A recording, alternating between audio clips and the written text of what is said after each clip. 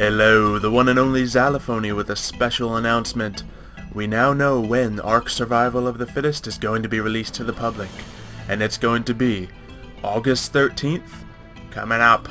So this is within 10 days on a Thursday if you're watching this video. So I'm personally super excited about playing this. I was excited when I first heard about it, and after seeing the event itself, I'm even more excited about it. If you guys didn't know, they had a live stream featuring a lot of streamers, which unfortunately I was not able to attend. But it had a lot of cool stuff in the game mode. In this video we're going to go over how the game mode plays out and a couple things I'm excited about and so on. So let's get into it. Of course, you start off the game on a pedestal. It's just like Hunger Games. All the players are on pedestals in a circle. There is a supply drop in the middle. You can run right to the middle, get that supply drop, or you can run away. Now, of course, players who do go right for the middle will have a good chance at some really nice loot. However, they also have a much higher chance of dying because weapons will be in the middle, so they'll be able to get killed nice and easy. All the other players will start with nothing, so they have to run to the outside, gather wood, gather stone, gather all the materials they need to have weapons and anything they need to survive. This is actually quite a long-term game mode, but the experience and gathering rates are enhanced, especially the taming rates as well. So you are able to get everything you'd normally be able to get in a game in a much smaller period of time. Now, as players all decide to split up and run out, it really dulls down a little bit. Of course, going from the middle, players are going to bump into each other and we get a couple more deaths here or there.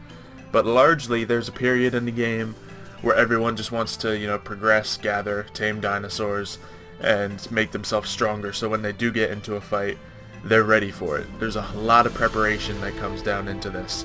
Now, whether they make the game mode shorter than it was in this live stream, or keep it at the right length, or the current length, it'll definitely change this preparation phase. They may make the border close in sooner rather than later, which would make players want to prepare even faster.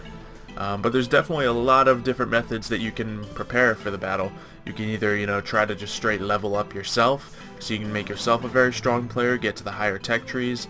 This would include, trying to get yourself some metal tools. Getting a pike and some chitin armor would definitely make you a very strong competitor. It's not really going to be a game where you get to, high tier guns and flak armor, but you can still get yourself pretty strong. Of course, you could also just go straight for a taming method, getting yourself a lot of dinosaurs or some really strong dinosaurs to help keep you alive. This makes you, personally, weaker than a lot of the players, but it gives you a lot of offense, so it's very useful to have. Or of course, you can just play a very safe route, try to camp, and, stay alive as long as you can, try to exploit anything you can to get ahead. But there's also supply crates all around the map, which adds another way for players to die.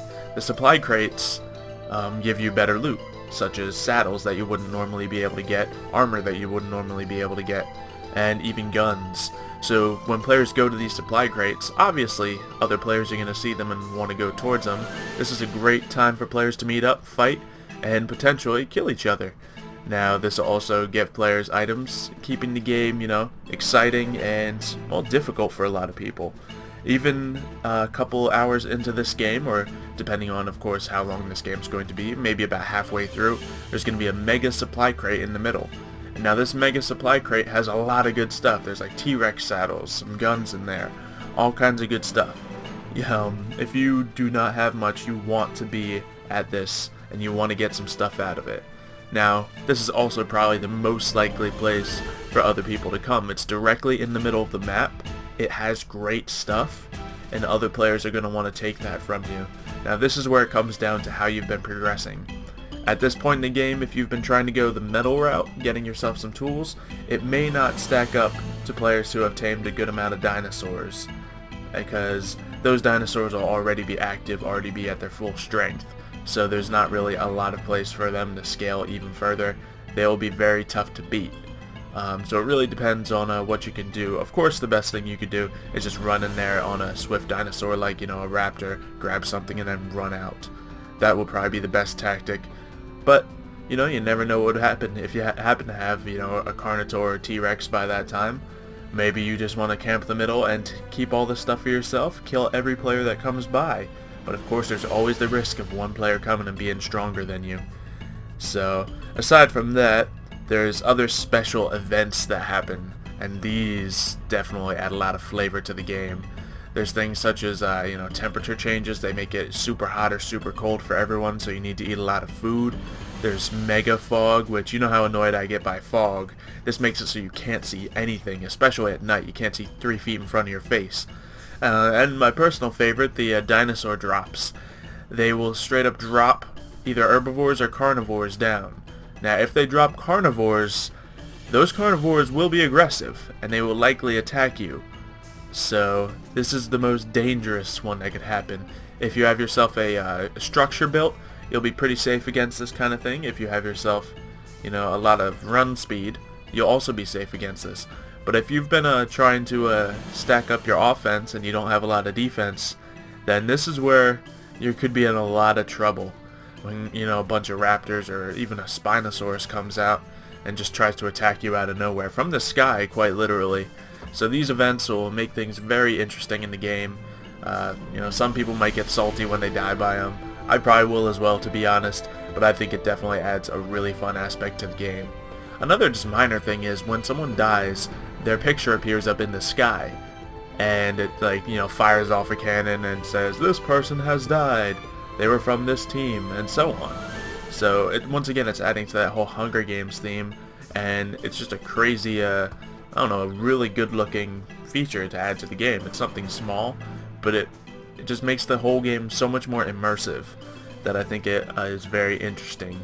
Anyway, back to the game. The whole time the border is closing in from the very outside at the end of the ocean that you can travel to.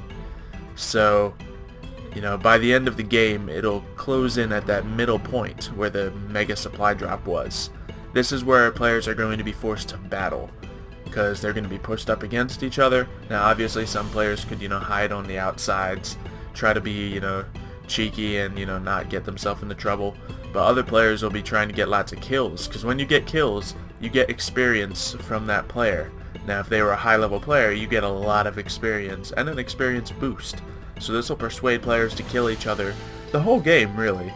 It makes it that much more intense. I really do love the methods they made to make it so players would kill each other and actually fight rather than just trying to survive until the end.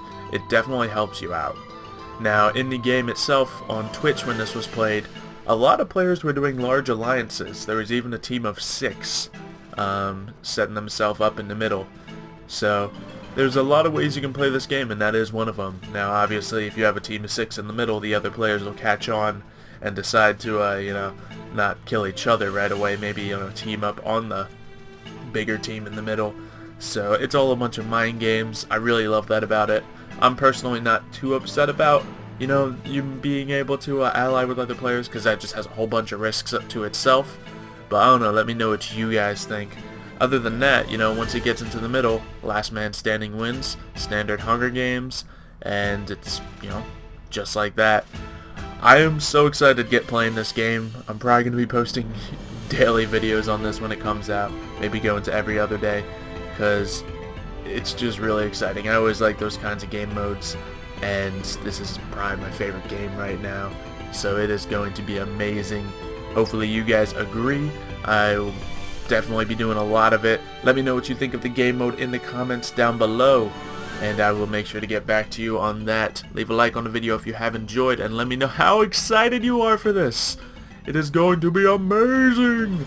But other than that, thank you for watching, and I'll see you next time.